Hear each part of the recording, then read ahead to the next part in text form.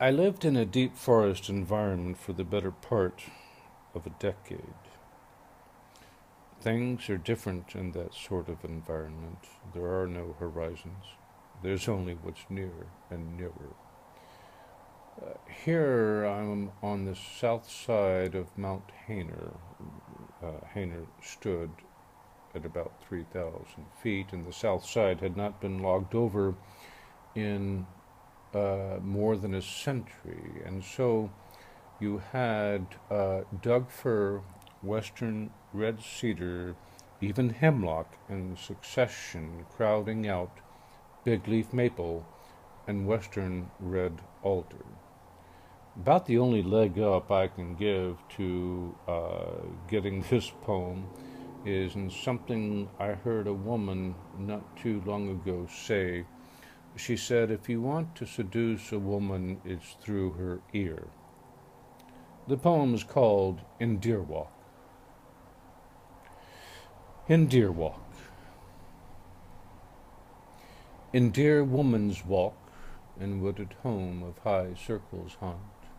when what is familiar gives way to what is unknown and strange, and birth when border has called to the wonder of why the cutting edge through shadow matter, of rippling curve and containment of time, of bending in body, of swept back spiral home and spin, even of certain tidal tug in love and death, in tapering light as lover to lover, cupped hands curl to dark and earth small of mountain mystic. Deer and foraging must go as if steps so delicate could give her walk of life away, and narrowing takes the lead of her trail on shadow line in deep forest shade, and hard it is to follow crossing on side of slope and footing through storied bottom and steep ravine.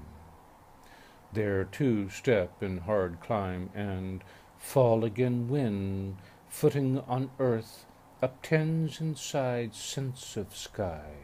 and where slip on yellow witch's butter brings slanting sight of left alone road, lost and grassy,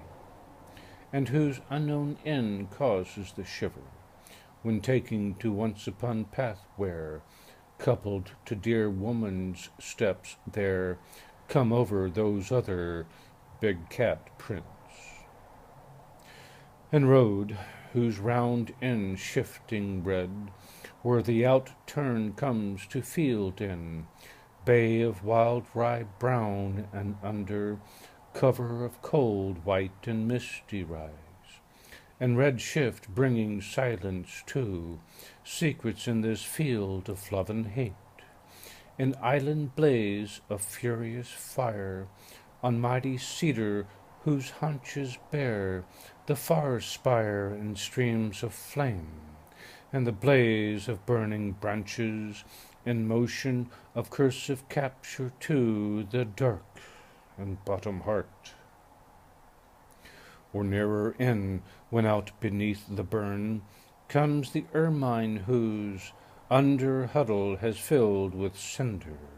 who makes his way through heat and scorch, for cold cool of white snow, for cold in the cover of home in white on white in cool of snow.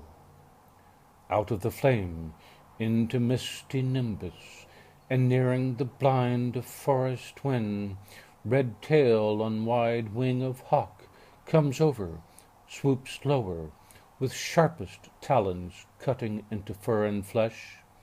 as lifting with prey and ermine's sudden embrace of startled hunter,